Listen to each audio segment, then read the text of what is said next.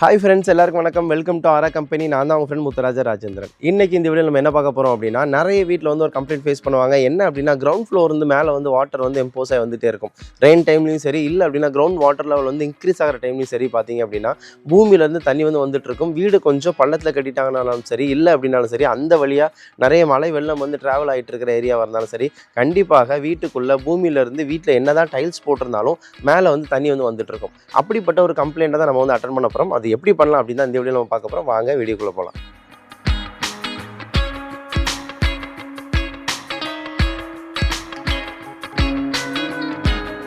Power tools எல்லாமே போட்டு work பண்ணுறதுனால லேபர்ஸ் யாருக்கும் அடிபடக்கூடாது அப்படிங்கிறதுக்காக நம்ம பூஜை போட்டு நம்ம வந்து ஒர்க்கை வந்து ஸ்டார்ட் பண்ணுறோம்.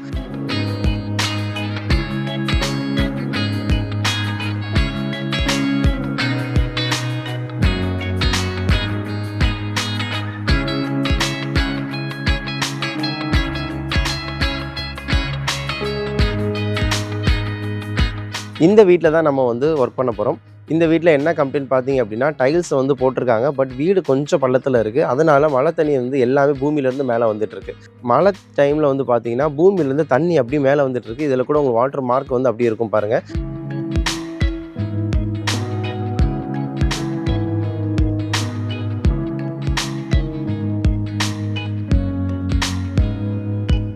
அது மட்டும் இல்லை, வீட்டுக்கு வெளிப்பகுதி பார்த்தீங்க அப்படின்னாலும் சரி, செவுரு ஃபுல்லாமே அப்படி உப்பு புரிஞ்சு அந்த தண்ணி வந்து மேலே வந்து அப்படி பெயிண்ட் எல்லாம் உறிஞ்சு போயிருக்கும். இது வந்து வாட்டர் சோர்ஸ் வந்து அதிகமாக வந்து அந்த வீட்டுக்கு கீழே போய்ட்டுருந்தாலும் சரி, இல்லைனா கிரவுண்ட் வாட்டர் சோர்ஸ் வந்து இன்க்ரீஸ் ஆகும் சம்டைம்ஸ். ஸோ அந்த டைம்லையும் சரி இந்த மாதிரி கம்ப்ளைண்ட் வந்து அவங்க வந்து ஃபேஸ் பண்ணுவாங்க. அது மட்டும் இல்லை, ரெயின் டைமில் ஜென்ரலாகவே வந்து வாட்டர் வந்து அந்த பக்கம் ஃப்ளோ அதிகமாக இருக்குது அப்படின்னா இந்த மாதிரி கம்ப்ளைண்ட் எல்லாமே அவங்க வந்து யூஸ் பண்ணுவாங்க. ஸோ ஃபஸ்ட் இந்த டைல்ஸ் எல்லாத்தையும் நம்ம வந்து எடுக்க போகிறோம். டைல்ஸ் எல்லாத்தையும் பிரேக் பண்ணி ஃபுல்லாமே நம்ம வந்து எடுக்கணும்.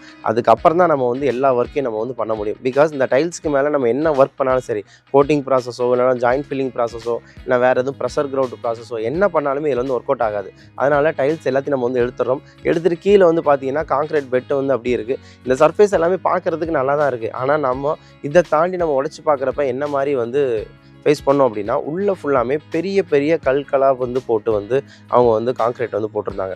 இந்த கீழே வந்து கற்கள் வந்து பார்த்திங்க அப்படின்னா எப்போவுமே வந்து கொஞ்சம் சின்ன ஜல்லியாக போடணும். 1/2 இன்ச்சு ஜல்லி இல்லை 3/4 இன்ச்சு ஜல்லி இல்லைனா சிப்ஸ் கான்க்ரீட் இந்த மாதிரி தான் போடணும். இவங்க வந்து பார்த்திங்கன்னா ரொம்ப பெரிய பெரிய கல்லாக வந்து போட்டிருக்காங்க. அது மட்டும் இல்லை, இதோட டெப்த்தே பார்த்திங்க அப்படின்னா கிட்டத்தட்ட 3/4 அடி 1/2 அடியிலேருந்து 3/4 அடி வரைக்கும் அந்த ஹைட்டே வந்து போட்டிருக்காங்க. ஸோ இதனால் என்ன ஆகும் அப்படின்னா, கல்லை வந்து அதிகமாக பெருசு பண்ணி போட போட போட போட நமக்கு வந்து வாட்டர் வந்து மேலே வரதுக்கு நிறையவே வந்து சான்சஸ் வந்து இருக்கும். இதில் பார்த்தீங்கன்னா நம்ம வந்து ரொம்ப கஷ்டப்பட்டு தான் அதை வந்து ட்ரில் பண்ணி எடுத்தோம். எல்லா ரப்பீஷும் நம்ம வந்து எடுத்துகிறோம். நம்மளோட முக்கியமானது வந்து ரப்பீஷை எடுக்கிறது மட்டும் இல்லை, அதை சைட்டில் இருந்து வெளியில் கொண்டு போயிடணும். அதுவும் தான். ஏன்னா இப்போ எடுத்து நம்ம வெளியில் போட்டோம் அப்படின்னா கண்டிப்பாக வந்து ப்ராப்ளம்ஸ் வந்து வரும். கார்ப்பரேஷன்லேருந்து ப்ராப்ளம் வந்து வரும், இன்னொன்று பக்கத்து வீட்டிலேருந்து ப்ராப்ளம்ஸ் வரும். ஸோ இது எல்லாத்தையும் நம்ம வந்து இம்மிடியேட்டாக நம்ம வந்து வெளியில் நம்ம வந்து அப்புறப்படுத்திடுறோம். ஸோ இவ்வளோ கற்கள் வந்து இதில் மட்டும் இருக்குது. ஸோ இந்த கற்கள் எல்லாத்தையும் இவங்க வந்து போட்டு ஈஸியாக வந்து சிமெண்ட் சாண்டோட அளவை வந்து குறைச்சிடுறாங்க. ஆனால் அவங்க ஃபேஸ் பண்ணுறது பார்த்தீங்கன்னா இவ்வளோ பெரிய ப்ராப்ளம்ஸ் ஃபேஸ் பண்ணிகிட்டு இருக்காங்க. ஸோ இப்போ நம்ம என்ன பண்ண போகிறோம் அப்படின்னா, எல்லாத்தையும் எடுத்துகிட்டு ஃபுல்லாமே கம்பி கட்டி கான்க்ரீட் போட போகிறோம். ஸோ ஆர்சிசி தான் நம்ம பண்ண போகிறோம். ஸோ கம்பிகள் எல்லாத்தையும் நம்ம வந்து ஃபேப்ரிகேஷன் மூலமாக சூப்பராகவே வந்து நம்ம வந்து இதில் வந்து அரேஞ்ச் பண்ணிடுறோம். இதுக்கு மேலே நம்ம வந்து கான்க்ரீட் வந்து போட போகிறோம். இந்த கான்க்ரீட் எல்லாமே பார்த்தீங்கன்னா வாட்டர் ப்ரூஃபிங் மெட்டீரியல் எல்லாமே உள்ளே வந்து போட்டு தான் நம்ம வந்து போட போகிறோம்.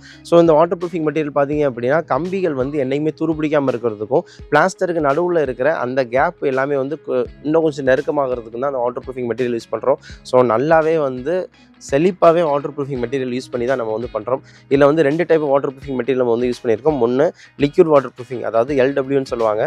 இது வந்து பார்த்தீங்க அப்படின்னா கம்பிகள் வந்து துருப்பிடிக்காமல் லாங்கில் தண்ணி எவ்வளோ தான் மேலே ஏறினாலும் கம்பிகள் துருப்பிடிக்காமல் வந்து பார்த்துக்கும். ஸோ இதனால் வந்து கான்க்ரீட் வந்து இன்னும் கொஞ்சம் ஸ்ட்ரென்த்தை நமக்கு வந்து கிடைக்கும். இன்னொரு வாட்டர் ப்ரூஃபிங் வந்து SBR லேட்டெக்ஸ் நம்ம யூஸ் பண்ணுறோம். இது எதுக்காக அப்படின்னா சிமெண்ட்டுக்கும் சாண்டுக்கும் நடுவில் இருக்கிற கேப்ஸ் எல்லாத்தையும் அது வந்து நல்ல நெருக்கமாக வந்து மாற்றிக்கும். அது மட்டும் இல்லை, வாட்டர் ப்ரூஃபிங் வந்து பக்காவாக வந்து இதில் வந்து ஆயிரும். நீங்கள் கொஞ்சம் நேரம் கழித்து அந்த பிளாஸ்டரை வந்து நீங்கள் வந்து உடச்சி பார்த்தீங்க அப்படின்னா உங்களால் உடைக்கவே முடியாது. அந்த அளவுக்கு ஒரு ஸ்ட்ராங்கான நமக்கு வந்து ஒரு பிளாஸ்டர் நமக்கு வந்து கிடச்சிரும். ஸோ இந்த மாதிரி 2 வாட்டர் ப்ரூஃபிங் மெட்டீரியலும் அதில் மிக்ஸ் பண்ணி தான் நம்ம வந்து கான்க்ரீட் வந்து போடுறோம். ஸோ எல்லா வீட்டில் வந்து ஹாலில் மட்டும் இல்லைங்க, பெட்ரூம், கிச்சன் எல்லா பக்கமும் எல்லா பெட்ரூம்ஸ்லையும் சரி நம்ம வந்து இந்த மாதிரி வந்து ஃபஸ்ட்டு வந்து போட்டுட்டு அதை வந்து நம்ம வந்து கரெக்டாக வாட்டத்துக்கு ஏற்ற மாதிரி லெவல் பண்ணிடுறோம். பிகாஸ் வீட்டை வந்து கழுவி விட்றாங்க இல்லை வேறு எதுவும் தண்ணி சிந்திருக்கு அப்படின்னா அதை வந்து ஒரே இடத்துல போய் ஸ்டாக்னேட் வந்து ஆகாமல் அதை வந்து ஒரு பக்கமாக வந்து இறக்கமாக வரணுங்கிறதுக்காக நம்ம வந்து வாட்டமாக நம்ம வச்சு வந்து கொடுத்தோம்.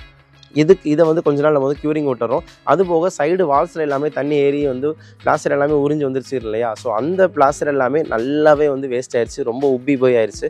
ஸோ இது எல்லாமே பிளாஸ்டர் எல்லாத்தையும் நம்ம வந்து ஒரு 3 அடி ஹைட்டுக்கு வந்து நம்ம ஃபுல்லாமே வந்து எடுக்கிறோம். நல்லா ட்ரில் பண்ணி எடுத்துட்டு அதில் வந்து வாட்டர் ப்ரூஃபிங் கோட்டிங் நம்ம வந்து பண்ணுறோம். இது வீட்டுக்கு உள்ளே மட்டும் இல்லைங்க, வெளியிலையும் சரி. வீட்டுக்கு வெளியிலையும் வந்து பார்த்தீங்கன்னா கிட்டத்தட்ட ஒரு 7 அடி ஹைட்டுக்கு நம்ம வந்து எடுக்கிறோம். இதெல்லாமே எடுத்துட்டு அதுக்கு மேலே நம்ம வந்து வாட்டர் ப்ரூஃபிங் கோட்டிங் எல்லாம் பண்ணிவிட்டு அது நல்லா காஞ்சதுக்கு அப்புறம் இது வந்து வாட்டர் ப்ரூஃபிங் கோட்டிங் நம்ம 2 கோட்ஸ் வந்து பண்ணுறோம். இது பண்ணதுக்கு அப்புறம் நம்ம வந்து வாட்டர் ப்ரூஃப் பிளாஸ்டர் நம்ம வந்து கொடுத்துறோம்.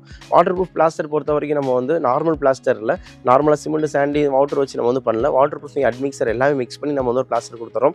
இது மட்டும் இல்லை, கிரவுண்டில் வந்து தண்ணி வந்து இனிமேல் மேலே வரக்கூடாது அப்படிங்கிறதுக்காக நம்ம பாலியூரித்தீன் இன்ஜெக்ஷன் நம்ம வந்து பண்ண போகிறோம். PU இன்ஜெக்ஷன் சொல்லுவாங்க.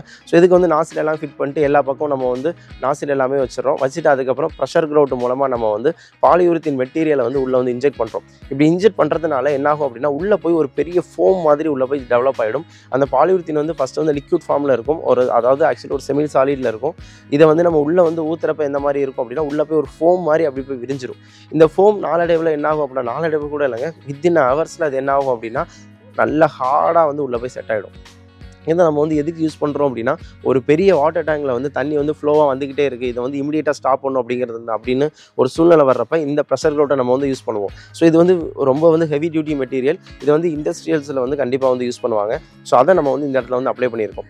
இது பண்ணுறதுனால என்ன ஆகும் அப்படின்னா உள்ளே போய் நல்ல ஒரு கல் வந்து உள்ளே போய் உட்காந்து அப்படி இருக்கும், அந்த மாதிரி ஆகிடும். ஸோ இது எல்லாமே எல்லா பக்கம் நம்ம வந்து ஒவ்வொரு மீட்டர் கேப் போட்டு நம்ம வந்து ஃபுல்லாமே கொடுத்துட்டோம். இதுக்கு மேலே இப்போ வந்து நம்ம வந்து டைல்ஸ் வந்து லே பண்ண போகிறோம். 2x2 டைல்ஸ் போடுறோமா இல்லை 3x3 போடுறோமா, நமக்கு என்ன பிடிக்குமோ அதை நம்ம போட்டுக்கலாம். டைல்ஸை பொறுத்த வரைக்கும் பிரச்சனையே இல்லை, எதுனாலும் போட்டுக்கலாம். ஆனால் கீழே நம்ம ஃபவுண்டேஷனுக்கு எந்த அளவுக்கு இம்பார்ட்டன்ஸ் கொடுத்துருக்கோம் அப்படின்னு தான் இருக்குது. ஸோ இது எல்லாமே நம்ம வந்து டைல்ஸ் வந்து நம்ம வழக்கம் போல் 2x2 வந்து டைல்ஸ் நம்ம வந்து போடுறோம்.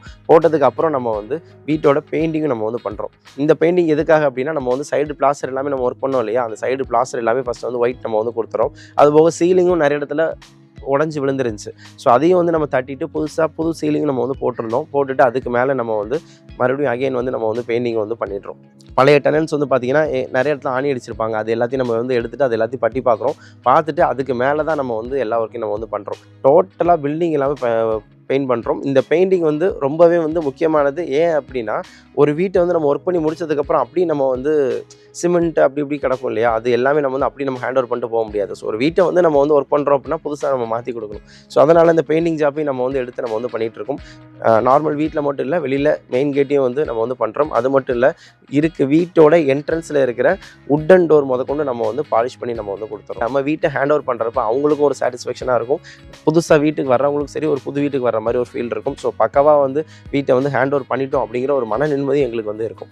ஸோ இந்த மாதிரி கம்ப்ளீட்டாக வந்து எந்த ஒரு சின்ன கம்ப்ளைண்ட் கூட இல்லாமல் எல்லா பக்கம் பக்காவாக நம்ம வந்து இந்த சைட்டை வந்து முடிச்சு கொடுத்துருக்கோம். இந்த இதுக்கப்புறம் பார்த்தீங்கன்னா கொஞ்சம் கூட வாட்டர் வந்து மேலேயும் வீட்டுக்கு மேலேயும் ரைஸ் ஆகாது, வெளியிலேருந்து உள்ளே வராது. வீட்டுக்கு வெளியும் நம்ம வந்து 2 தொட்டிகள் மாதிரி நம்ம வந்து ஓப்பன் பண்ணி அதையும் ஒரு ஜாலியை வச்சு பூட்டி நம்ம வந்து ஃபில் பண்ணியிருந்தோம்.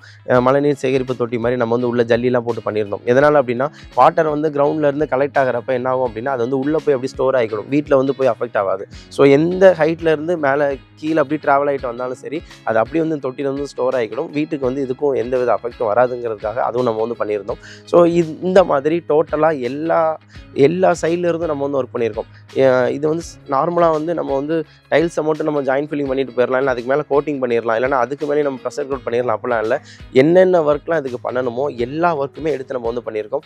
இதனால் கண்டிப்பாக எந்த வித கம்ப்ளைண்ட்டும் இதுக்கப்புறம் வராது அப்படிங்கிற ஒரு ஸ்ட்ராங்கான ஒரு அஷூரன்ஸ் நம்மளால் கொடுத்துட முடியும். ஸோ இந்த மாதிரி எங்கெங்கெல்லாம் நீங்கள் வந்து ப்ராப்ளம் வந்து ஃபேஸ் பண்ணுறீங்க அப்படின்னு நீங்கள் சொல்லுங்கள். கண்டிப்பாக உங்களுக்காக ஒர்க் பண்ணுறதுக்கு ஆரா கம்பெனி தயாராக இருக்குது. இந்த வீடியோ உங்களுக்கு ரொம்பவே யூஸ்ஃபுல்லாக இருக்கும் நம்புறேன். இந்த வீடியோ உங்களுக்கு பிடிச்சிருந்தா லைக் பண்ணுங்கள், கமெண்ட் பண்ணுங்கள். யாருக்கெல்லாம் இந்த வீடியோ தேவையோ மறக்காமல் எல்லாத்துக்குமே ஷேர் பண்ணுங்கள். மறக்காமல் நம்ம சேனலை சப்ஸ்கிரைப் பண்ணுங்கள்.